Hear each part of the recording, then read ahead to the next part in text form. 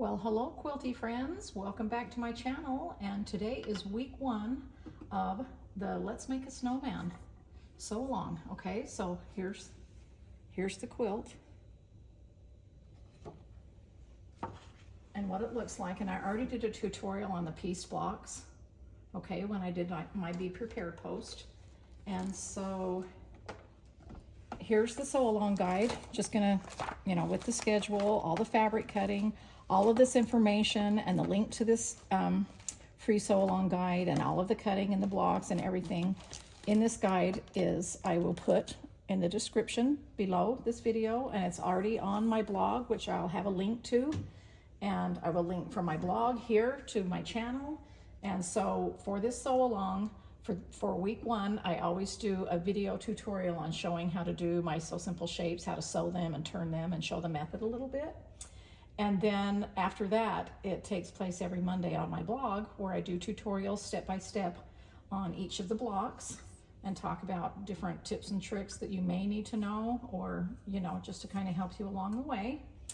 And so because this is week 1, I want to show you how to sew a few of the things. I'm going to be sewing one of these letters to show you how I shape things. I think I'll just do the N here. So here's the snowman words, okay, and then here are the branches and his hat and a poinsettia. Okay, so these are the week 1 blocks. They're all very simple. Even though I won't be showing you how to sew these, I'll talk about those on the blog, but everything is sewn the same way. It's all the same method. And so I'm just going to show you, I chose a few different things to show you so that I can talk about certain things. So the first thing I'm going to talk about is this hat, okay? So there's the block there. It has not been appliqued yet. After it's appliqued, we'll trim it down to the size that we need to. I always have you cut the background just a little bit larger so that, for edges, frame, when you're machine appliquing or hand appliquing or anything, I just like to have those edges a little bit larger, so that after the applique is complete, no matter what method you do, you press from the back, okay, and then you can trim it up and it's all nice and ready to go into the quilt, okay? And so I wanted to show you how to do the hat because there's kind of a little bit of different instructions for this one, meaning sometimes I will actually piece fabric together before I sew it with the Sew Simple shape. So here I've got the Sew Simple shape, and here I have it traced on the interfacing, but you can see on the shape that there's a line here for where the hat band goes, okay? And so I just trace it like normal, but I sew these together first and press my seams open all the time when I'm doing, especially applique with Sew Simple shapes, because I want it to be flat and not have that bulk within the seams. And so I've already sewn it together and with 1/4 inch seam allowances and pressed open. And I don't really need this anymore because I've already traced it, but I just wanted to show you the lines on that. So I'll set that aside. And then all you do is simply line this up, the bottom of that hat band, right there over the edges of the fabric. Right there, it's just down at the bottom. And then you can go ahead and pin it. Here's my new color. Here's my Riley Red Flower Power pin bowl. See, it just barely came into the warehouse. So I get to use a red one for this sew along. And so this one I'm going to pin. I usually don't pin my shapes because the sewing interfacing just kind of sits on that cotton fabric nice and doesn't really slip. When I do pin is when I want to make sure that I'm keeping something in the right spot, or if it's a great big shape, okay? So now the traced side is up, so I can see those lines because I'm gonna sew exactly on those lines, which is how I get the exact shape. And the right side is up, okay? On every time that you sew a Sew Simple shape. Now, I have made my stitch a little bit smaller, so if you use like a 12 to piece your blocks or whatever like that, you may want to go down to an 8, or not an 8, you may want to go the other way to a smaller stitch, like a 14, 15 stitches per inch or whatever, however your machine is, but that's kind of about what mine is set on right there. There's a little glare here, right here, but I just push mine up with a featherweight. You just go up and your stitches are smaller, and it's above the 12. So it's probably about 15 maybe per inch. I don't want to go real tiny, but I just do it a little bit smaller just to secure, you know, those seams, and so that I don't have great big long stitches. And so I will start sewing, let's see, let's start sewing here on this edge, and then when I come back over, I'll just run off the end here. And so I sew into there. Let me put my glasses on. And this is how I do with every shape. I just start sewing into it, and I will chain piece them too, chain sew them, I guess I should say. I'm not piecing them. And I just sew directly on the line. And with this featherweight, I have a foot that is open right here so that I can see exactly where the needle goes, and that's what I would recommend using on whatever machine you're using, is a foot that has an opening that you can see exactly where the needle goes, so that you don't have to guess as it's going underneath there. And I'm simply sewing right on the line, okay? I can sew, you know, fast if I want with a straight line, just like when you're driving. Then when you come to the corner, I just slow down and I stop right on that corner. If you have a needle down position on your machine, keep the needle down so that it stops with the needle down. And that's when I pivot, when the needle is down. The featherweight does not have a needle down because it's a vintage, but I'm so used to using featherweights that I can pretty much stop it. Stop it with the needle down. And so there, I've just stopped right on the corner. And see, I just lift up that presser foot when I need to turn. And then I just go slow on the curves, like if I'm doing circles or the curvy letters or anything like that. I just go as slow or as fast as I need to, but because I can see exactly where that needle is going, then I'm just sewing right on the line, and I feel confident in that. If you sew a little bit off the line, it's really not that big of a deal, but if you, you know, kind of wander off the line a little bit, there's no reason you can't just re-sew it before you turn it.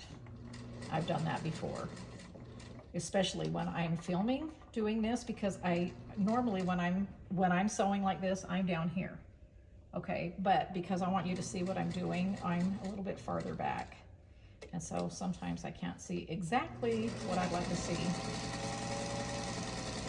but I think I'm good on this. And so notice when I started, I did not back stitch. I just started sewing. And, you know, I started right there, but I'm over sewing again. But I'm over sewing by a lot, just to show you that you can just over sew and run off the edge, okay? And then you can start sewing something else.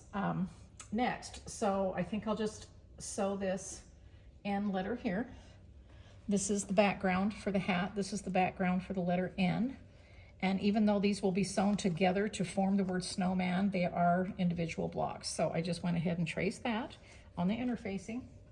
And then again, I just put the N on there. I like that you can see through the interfacing too somewhat, so that if it's like an oval or something like that, you can kind of fussy sew instead of fussy cut. Do you know what I mean? You can place it exactly where you want to see that print on the other side. Or you can make sure that if it's like a striped fabric that it's going straight, or on the diagonal, however you want to do that. So, okay, let's see if I can do a better job on starting here. So let's start here so that I don't overly sew too much. Okay, so I'm going to get to the corner here.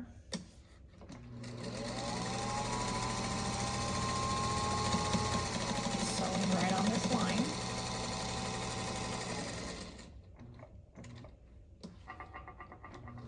Turning through the corner. I'm going to trim this one off.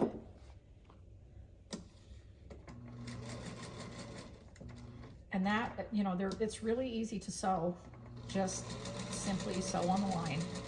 And you can see that I did not pin this one to this, and it's just not slipping because I have to hold it down to sew it and maneuver it around those curves and corners. And so it just, you know, just doesn't really have an opportunity to slip. Like I say, unless it's a great big shape, like long and narrow or something, and I want to make sure that it doesn't slip by the time I get to the end. you know, because I want it to lie flat and not have a pucker anywhere. So now I'm doing this inside curve. This is just the same as I do an outside curve, meaning I just go slow. And I can see that my needle is going right on the line. And I don't need to lift my, you know, my foot to do this because I'm actually sewing. The only time I lift the presser foot is when I stop sewing and I'm actually going to pivot, you know, like this. So this is where I started. And now I'm just gonna sew right over it and lock those stitches up and sew right off there. Grab a scrap of fabric. Okay, and then if I was gonna be doing all of the letters, I just continue doing that, or all of the shapes or whatever. But I just wanna show you how to turn and then how to, you know, glue baste it and do all that kind of thing. So at this point, I don't press anything. This is the trimming point, okay? So what I do is I just trim an approximate 1/4 inch seam allowance. It's already sewn. It's not, this is not machine pieced. You don't have to worry about exact 1/4 inch seams or anything. I just trim an approximate 1/4 inch seam. When you get to those corners, you can cut a little diagonal if you want. Just don't, you know, trim it too close. You want to leave a seam allowance to keep those seams safe. And you know, when we, when it's within the letters after we turn it, it's just, you know, I'll show you how I get it to lie flat and everything. So I also wanted to do a letter so I can show you that sometimes, so this is what I mean. You can just like trim those corners off if you want for a little bit less bulk. Okay. And then I'm gonna do the same thing with the hat. Just approximate 1/4 inch seam. And I like to use my long scissor blades on my red scissors here so that I can, you know, make these long cuts. And these are nice and sharp, and I like to do it, you know, use these for the interfacing. But then when I go to clip the curves, the inner curves and the cleavage areas, then I will use smaller scissors like this that still have a nice point to them, but I want to have a little bit more control so that I'm not cutting into my sewn seams. And so this just goes into, you know, the garbage, and this is what I've got left, okay? So now when you're clipping curves, we've got outer curves here, and you don't need to clip those at all. When we turn those are going to kind of gather up and lie flat. It's just, it is not necessary. That's too much clipping that you don't need to do. But this is a cleavage area. You will need to clip from here right into that corner, but not to your threads, but not into your threads or past your threads. So this, we only have to do 2 clips, one here and one here. And I just do it on the diagonal right here. And I just line it up right there and just do 1 clip. And make sure it's not into the thread. If I see these didn't go into the thread, but I have done this before where I did clip into the thread, and I didn't put on my readers or something and do it, and I didn't see. And so if I know that I have clipped that thread, before I turn it, I'll just hurry and put it back under the machine and sew over that, and so that secures that before I turn it, okay?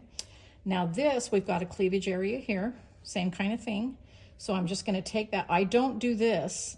I always just use the tip of the scissors so I can see exactly where they're gonna land and make 1 clip.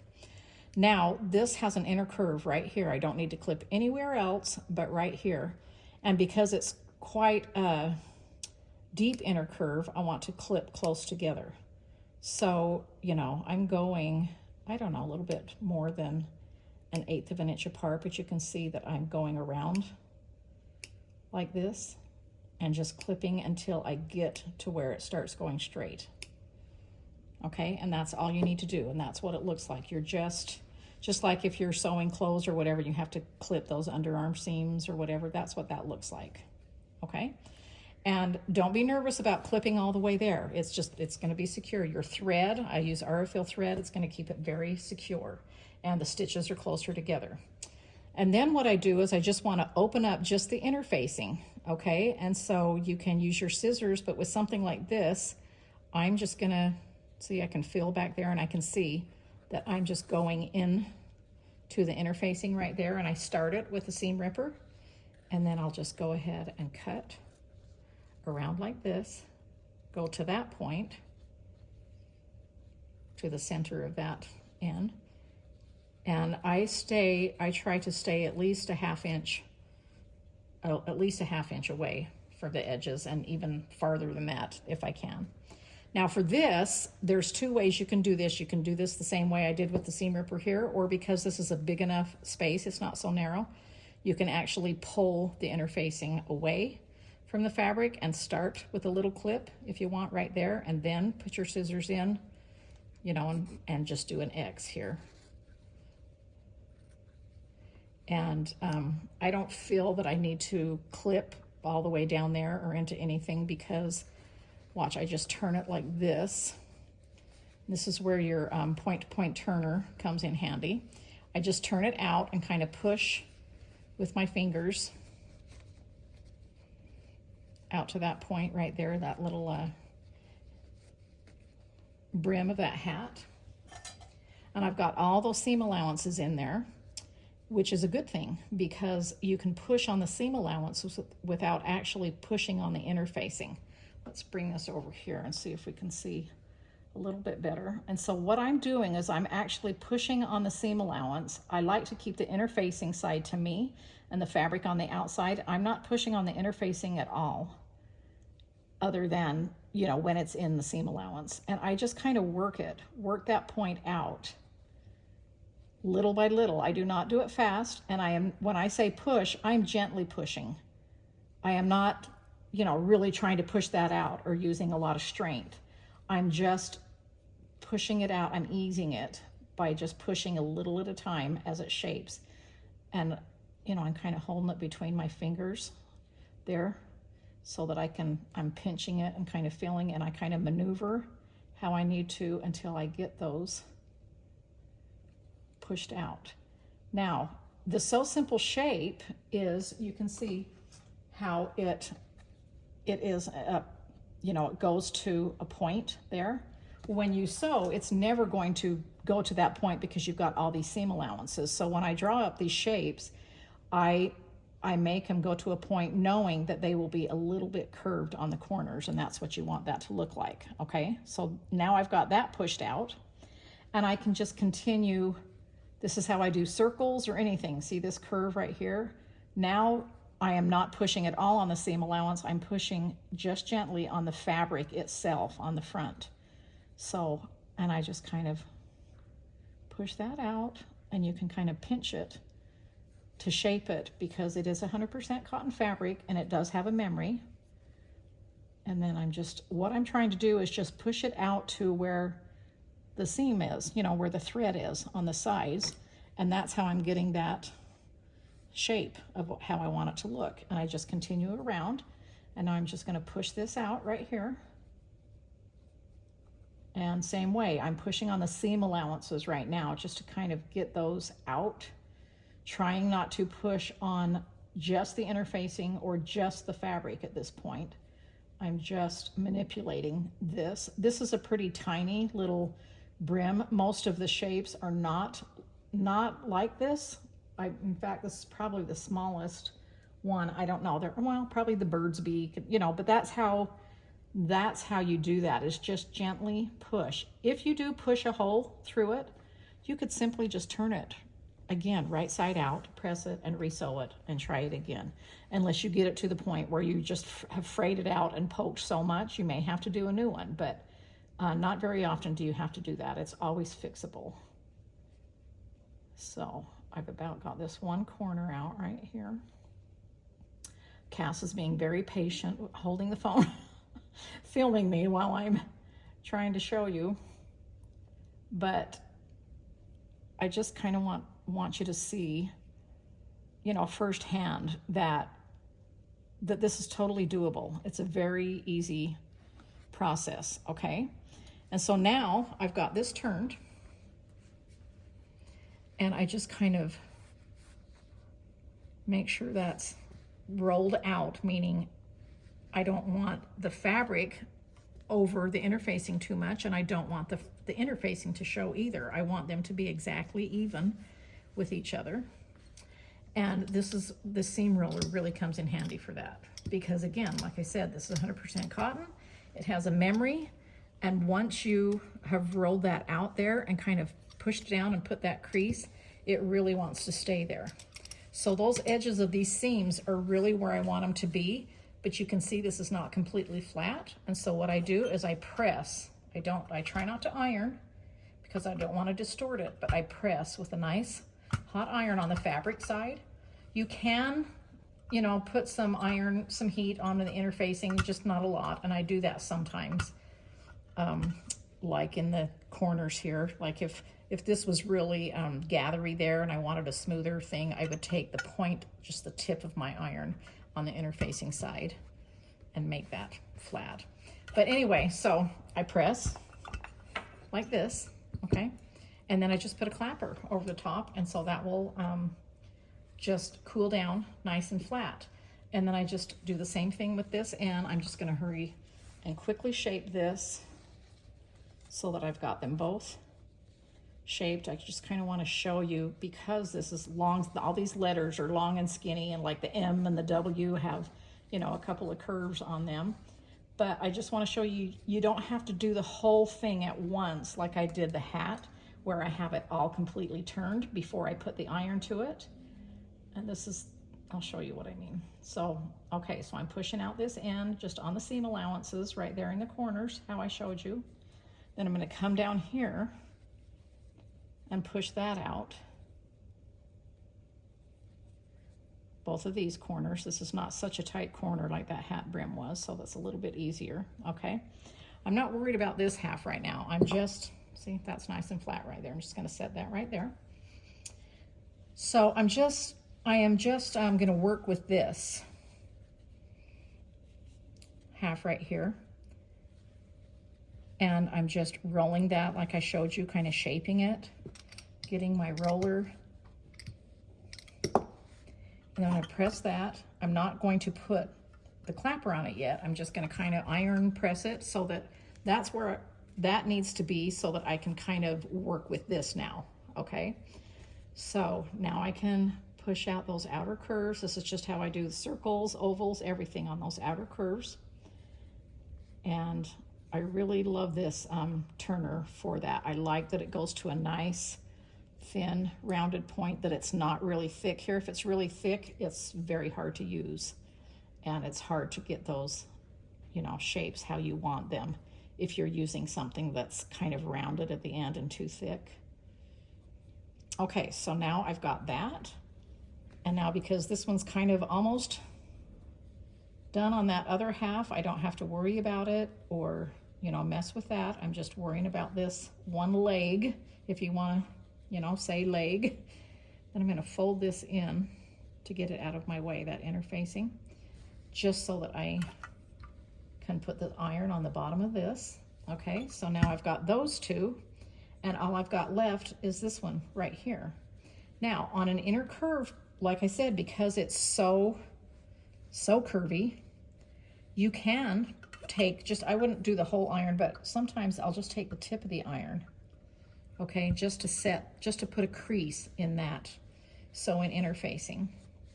And so everything is out how I want it to be, just like I showed you with the hat, but I still want it to lie flatter. And so now this is where I'll take this and just press it. Kind of ironed this one a little bit more than I normally do on most shapes. And then I will just, I'm going to use the cool side on that and let that cool. And that's just how you do every shape. Now, once these are done, you grab the background, and I usually go over to the work table, but these are so simple, and I talk about this with every block, show you how to lay them out and pin base them. I always use a design board because I'm going to be pinning into it. And let's see, here's the Sue glue. This is, I call it Sue glue, but it's called Sue Daily glue, okay? And so I think that's cool enough, or I'll just move it over there. And I'm just going to put this hat, since it's all done, this block, there's no layering or anything, it's all done. I just put it right there. Now, normally, if I'm setting up something, a shape that has other things that go on top of it and things like that, then I would pin.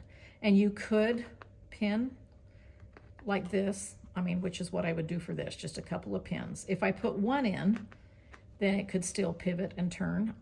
So I like to put two in, just put it on the background. It doesn't have to be exactly centered. That's centered enough because I know that I'm gonna trim this around, and then I can get it centered that way, okay? And so I pin, I grab my Sue glue here, and remember that a dot is a lot. I'm literally just using this just to do a little dab of glue about 1/4 of an inch in and about an inch apart, if even that apart, probably 1.5 inches, 2, whatever. I use my pins to hold it down, and I simply just put a little dot of glue on there. I'm barely squeezing this to come out. You don't want to saturate it. It won't come into the front. This is water-soluble glue. I don't necessarily want to wash it out. I don't trim behind, but I'm telling you, it is water-soluble if you get it somewhere where you don't want it to be. And it is also a glue that is temporary to the point where if you didn't center this or you needed to move it around or something changed, even after it's dry, it just takes a few minutes to dry, but even after it's dry, you could very gently just pull it off and your shape is intact and the background's fine, and then you could reposition it. So that's why I love the Sue glue. I don't want permanent, but yet I want it enough to hold it in shape so that once this is dry, that I can manipulate this in my hand if I'm hand appliquing, or if I'm machine appliquing, or whatever I'm doing. I'm not going to have to worry about this lifting off. Okay, and so that's ready for applique. And then I just do the exact same thing with the end. Let's see, do I have another small design board? I don't. Let me pull this one in here. Set that up there. We'll just do it on the bottom half here. So these other 2 blocks and the rest of the letters, I'll show on my blog too, but these are just done the same way, okay? The N, I just put it right there in the center and pin it and glue it, and then I'm going to, applique it the exact same way I did this. This one has 3 layers, and so this one, I put this layer down first with pins, put this one down with pins and this one down with pins, and glue them all at the same time so that I use pins so that I can manipulate how I want those pieces to look and how I want them to center. And the same thing with this. I don't just put some glue down and glue it down and then try to move it. I pin it exactly where I want and then I glue it. Okay? And so let's talk about the applique for just a minute. You can hand applique, meaning do the traditional needle turn applique method, but you just don't have to turn the seams under with your needle, but you can still, which is kind of like a whip stitch. I use matching thread no matter what method I'm doing. So if you're doing hand applique, just match the thread with the applique, not the background, the applique itself, and use that stitch. If you are machine stitching, you still want to use the thread that matches the applique, okay? But you don't have to change your bobbin underneath. You can just leave your same bobbin in, to show on the back. You can change your bobbin if you want, like if it's a dark fabric and you think that light thread is going to pull up through, then change your bobbin for that. But I normally do not do that. There's some light, printing on this fabric that even if it showed some light thread, it's not going to be that big of a deal. So machine applique method is a really easy way to go. It's a quick way to go, and it looks great. Once you just quilt everything, you can't tell whether it's machine appliqued or hand appliqued. So if you're a person who loves to hand applique, then go for hand applique. If you don't want to take the time to hand applique, then machine applique. It's not going to, change the integrity of your quilt or anything like that, or the looks of it. You don't need to worry about that. So if you want to machine applique, you can do a little zigzag. Okay, so half of the zigzag goes onto the background, or just kind of barely off the edge, so you're doing that. Or you literally could just do like a top stitch, like 1/8 of an inch in or 1/16 of an inch in. Now on this hat about changing threads, I might just use this dark color thread and just continue going down the side of this hat band. I just don't think that I would have to change threads for that, okay, personally. And so I do not cut out the back like they used to a long time ago with traditional applique when my grandma taught me that the reason they cut out the back is because they had to needle. They hand quilted everything and they had to needle through everything. And I don't have to worry about that. When I like the, you know, how this looks and the strength of it. And with that interfacing in there, I love that. It's not, the interfacing is not too thick and it's not too thin. And it's just right for you know, this method. I developed it for this. In the very beginning, when I first started doing this, I used a very thin interfacing and it just didn't seem quite strong enough. I kept poking holes through it and everything. So I developed another one that was a little bit thicker, but still not too thick. Now about quilting too, I always talk about that on the blog, but just while we're talking about applique and quilting, you can custom quilt it, meaning you can do meandering or whatever stitch behind it and let this pop out and never go across your appliques unless they're a big applique and you want to, you know, applique in the middle. But or you can run over it. You can stitch, you know, go along here in the ditch. You can do whatever you want. I do it always. I have had an all over quilt pattern. I've had custom quilting right over my Sew Simple Shapes, right over my appliques. And it just does not lose the integrity of the quilt. It's great. Doesn't, you know, doesn't bother me. It doesn't, you know, bother the looks or anything like that. And so that is my advice. These are the first blocks right here. Again, these, I did finish all of these just so that you could see all the blocks for week 1. Okay. And again, please take advantage of the description in this video. I always have a description and links in this video. You can keep coming back to week 1 to go back to my blog if you're having a hard time finding my blog or something like that. But my blog, all you have to do is just type in beinmybonnet.blogspot.com. But I have a link, a convenient link, right, you know, in this description for you. Once you've downloaded your guide, you have the schedule here. And so on, you know, Monday, August 26th, that's when all these blocks are. September 2nd, you know, these are the blocks, and it just keeps going down. I have everything in here, the piecing, what size you cut your shapes, how many shapes you cut. And I noticed in the guide that it says to cut 1 right here of the end, but there's 2 ends in Snowman, so you're gonna have to do 2. But it shows you everything detailed. So these are the piece blocks that I showed you in my earlier tutorial, and then we go into the hat. See, and it tells you everything that you need to know. When you get to the end, it will tell you about you know, how to put the quilt together. Here's the sections, how you sew them together. Some of the blocks are pieced. I'll talk about that and show them on my blog. Some of the pieces are pieced beforehand, just like I showed you with the hat. But here is the diagram of the head. This is all of the background fabrics, all 10 of the background fabrics, kind of in a patchwork. And then you put the oval Sew Simple shape over it. So you've got a little patchwork head snowman. So that's fun too. So, you know, I'll walk you through every step of the way, but this certainly is an important thing to have. And it is just that. It is not the pattern. It is the sew along, so that you have a guide for that.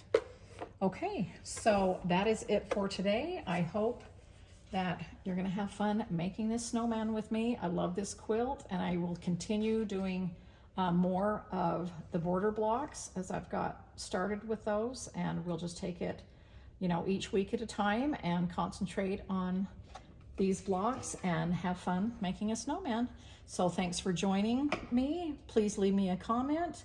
Please like this video and subscribe if you're not subscribed if you enjoy this content, so that I can help to grow my channel, to bring you more content. And thanks again, and I'll chat with you later.